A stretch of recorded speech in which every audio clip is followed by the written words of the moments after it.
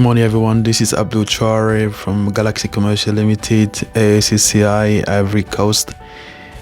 In today's video, we'd like to follow up on our last week video about Africa being the largest producer of RCN in the world. We discussed also some of the issue with processing, and today we're going to go into more detail about those issues faced not only by Africa but also by other stakeholders within the value chain. So what are those problems faced by the RCN trade? To those that are new to the industry, please note that there are all rough problems facing the RCN trade. I'm going to list some of them, not all of them of course, otherwise it would take us the whole day. But here are some of the key issues faced by the RCN trade. First, climate variation is an issue, pre-harvest care, premature harvesting, farm storage conditions, post-harvest handling, road transport infrastructure, warehousing, pre-finance risk, moisture control, quality variation, mixing of origin, mixing of old and new crop, port infrastructure, vessel schedules, duties, taxes, compliances, empty container availability, container shutouts, vessel cancellations, exchange rate risk, political interference, quality issues. I'm going to say a bit more about those quality issues, contract performance, claim settlement, survey disputes, transit damage, market fluctuation, which is a big problem, kernel color and taste, pesticide residue, allergen taint, certificates and document discrepancies. Obviously, this is not the full list of all the problems faced by the RCN trade. There's a whole raft of other problems, but we'll spend a whole day listing them, so we're not going to do that, just to give you a flavor, okay? And if you look at the next picture, you will see the sort of problem the end buyer face when they receive the cargo, the vessels, and some of these issues are caused because the moisture level is too high.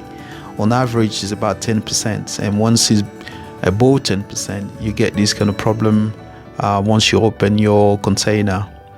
But I have to say a lot has been done by the exporters to improve the quality, so it's not the case in every cases, right?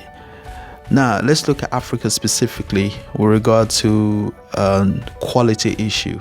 Okay, on this table I'll give you the detail about what is called KOR, which is the kernel output ratio. It's commonly known as Outturn, and the Outturn basically is the number of usable kernel after deshelling the nuts. That's what it means simply. Now let's look into detail those quality with respect to Africa, since we spoke about Africa and we are talking about Africa now. Let's look at our next table, which is a summary of key data with respect to quality. Before I start to go into it, I'd like to thank RBS Maritime Services India for providing those data, very valuable data. Okay, so basically the table compares the last 2 years, the last 2 seasons of RCN, 2017-18 and then 18-19, right? It lists all the major African producers, starting with Benin, Burkina Faso, Gambia, Ghana, Guinea-Bissau, Ivory Coast, Madagascar, Mozambique, Nigeria, Senegal, Tanzania, Togo. Okay, so basically on this table, on the left you have the average nut counts followed by the average Outturn. Okay, if we look at the Outturn for Benin, for example, in 17-18 the Outturn was 47-17 and it went up to 48-41.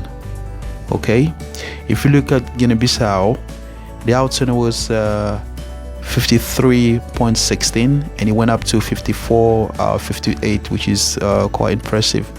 Very good outturn in Guinea-Bissau. Even Ivory Coast went up from 46.99 to 48.10, which is also good. There's a slight drop with Nigeria, which was 49.93. It went down to 49.10, but it's not a major drop. Senegal, for example, went up from 51.79 to 52.93. Right, so from the data we gather from this table, that you can see that there is an effort being made by those African origin to improve their quality, and we hope to see even better quality during our next season, which is 19 to 2020. Thank you.